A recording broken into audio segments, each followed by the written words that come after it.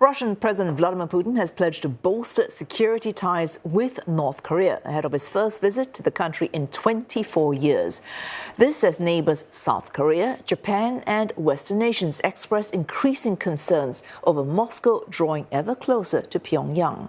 The Russian leader is expected to arrive in North Korea this evening. In a letter published by North Korean state media, Mr. Putin said he appreciates Pyongyang's firm support for the Kremlin's military operations in Ukraine, vowing in return support for North Korea's efforts to defend its interests against, quote, pressure, blackmail and military threats from the United States. North Korean state media also publishing articles in praise of Russia, reaffirming support for the invasion of Ukraine, calling it, quote, a sacred war. Mr. Putin will meet North Korean leader Kim Jong-un during this two-day visit, and according to the Kremlin, the pair may sign a comprehensive strategic partnership. And for more, Dasha Chernyshova joins us live from Moscow. Dasha, judging by those pieces in state media, personal ties between Mr. Putin and Mr. Kim will be very much on display during this visit.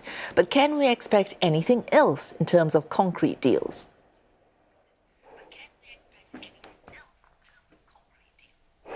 Well, this is exactly what we understand President Vladimir Putin is traveling for, to North Korea.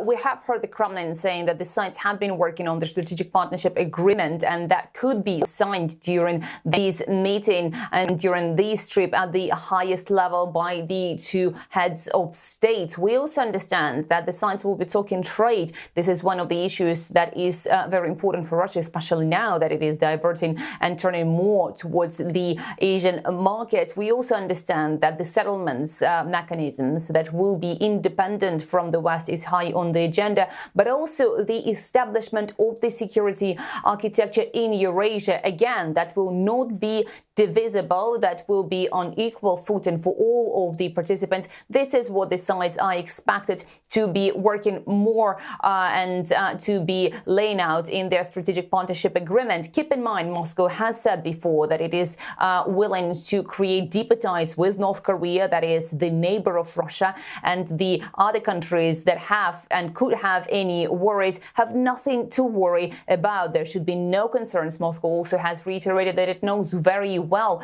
the international sanctions against Pyongyang and ruled out the possibility of breaking those, also saying that there are allegations that North Korea could be providing weapons to Russia are only rumors.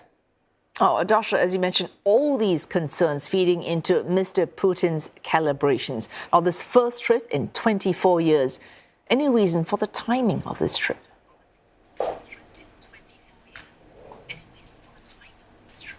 Well, it is a return trip. You have to keep in mind that Kim Jong-un, the leader of the DPRK, traveled to Russia's Far East last September, where he was visiting essentially the areas that and the sites that are very important for Russia's high military technologies, as well as Russia's space and satellite industry.